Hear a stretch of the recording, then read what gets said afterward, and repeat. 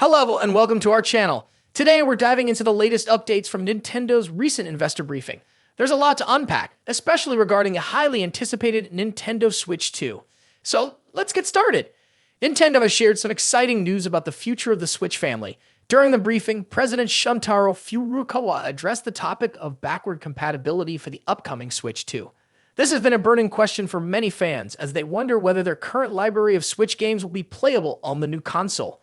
Furukawa acknowledged the concerns and confirmed that Nintendo is working hard to ensure a smooth transition. The goal is to make Switch 1 games compatible with the Switch 2, allowing players to enjoy their favorite titles without any issues. This is a significant move as it shows Nintendo's commitment to its existing user base and their investment in the current ecosystem. Some members of the gaming community remain skeptical about the Nintendo Switch 2's backward compatibility, particularly regarding comments by Modern Vintage Gamer, a respected developer and YouTube personality known for technical analyses of game hardware. MVG previously raised concerns about the feasibility of making Switch games compatible with the next-generation console due to technical hurdles. He argued that differences in hardware architecture, processing power, and software environment might make it difficult to run Switch titles seamlessly on the new platform. While insights are typically valued, his cautious stance on backward compatibility has drawn criticism, especially now that Nintendo has confirmed the feature. Some fans feel his warnings were overly pessimistic or dismissive of Nintendo's ability to overcome these technical barriers.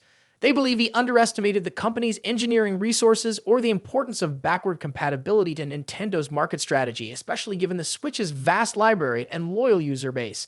This criticism highlights a divide in the community. While some trust Nintendo to deliver a backward-compatible experience, others agree with MVG's caution, recognizing the technical challenges inherent in supporting older games on newer hardware.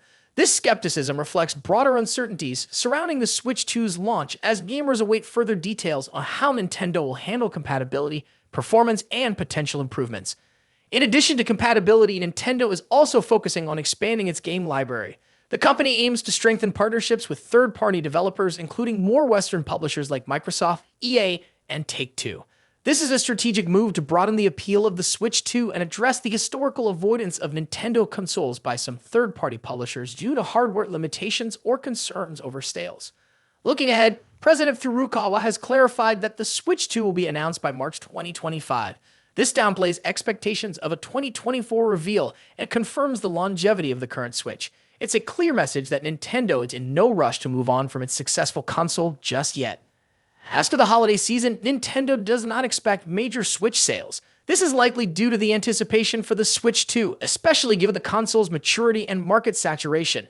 It's a testament to the excitement building up for the next generation of Nintendo's beloved console.